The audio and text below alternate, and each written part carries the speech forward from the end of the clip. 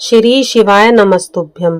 गुरुजी ने बताया होली की राख का बहुत ही अचूक उपाय।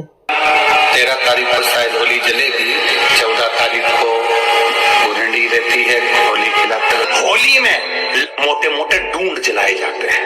डूंडा की राख तैयार होती है, उसका कालापन जो तैयार होता है उसको उठा कर ले आए और कपड़े में उसको छान कर राख तैयार कर 3-4 बार छानने के बाद उस भस्म को 12 बजे से 1 बजे के बीच में शिव जी को समर्पित कर देता है और उस भस्म को उठाकर उसमें घी मिलाकर मस्तक पर तिलक लगाकर चले जाता है। वो जिंदगी में कभी हार नहीं सकता, विजय ही पाता है, उसकी कभी हार नहीं हो सकता।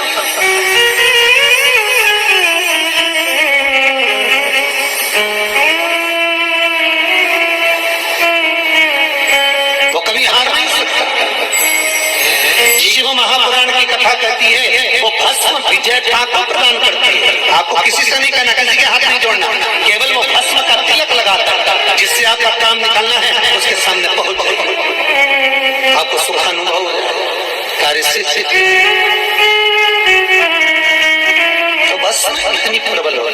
जिस भस्म को आप धारण करें कि आप चाहते हैं कि कोई रोग हमको ना घेरे, आप चाहते हैं कि कोई रोग हमको ना घेरे और आपको लग रहा है कि कोई रोग ऐसा है जो घेर रहा है या कोई शरीर में ऐसा रोग उत्पन्न होने वाला है या कोई बीमारी ऐसी उत्पन्न होने वाली, तो उसके लिए सबसे सुंदर तरीका है कि शंकर जी पर अलोनी जो गोबरी होती है, गोबरी जानते हो, कंडा, अलोना कंडा, अलोनी गोबरी मतलब गाय ने गोबर करा और वो सूख गया, उसको थापा नहीं गया, हाथ से कंडा नहीं बनाया गया, गोबरी नहीं बनाई गई, केवल गाय ने गोबर करा वो सूख गया और वो सूखा हुआ जो गोबर है उसको जलाकर जो भस्म तैयार करी है, उसको जलाकर जो हमने राख तैयार करी है, भस्म बनाई है, उस भस्म को जो तैयार करा गया है वो भस्म शिव को जो हमने समर्पित करा, उस भस्म को सफेद वस्त्र में लिया और बाबा पर शंकर जी का जो मंदिर आपके करीब में हो, शिव का जो धाम आपके पास में हो, वहां बाबा पर समर्पित करी। उसी भस्म को हम उठा कर लिया और यदि आप भस्म नहीं चढ़ा सकते तो कभी विश्वनाथ जाएं तो वहां से भस्म लिया, कभी उज्जैनी जाएं तो वहां से भस्म लिया।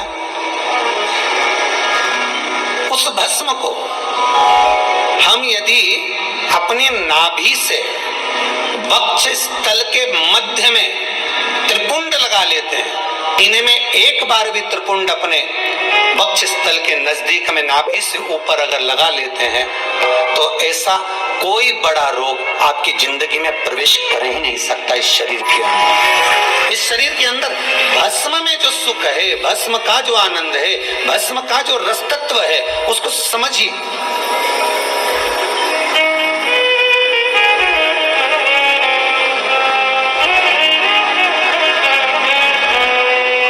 वो सहज और सरल नहीं है महाराज।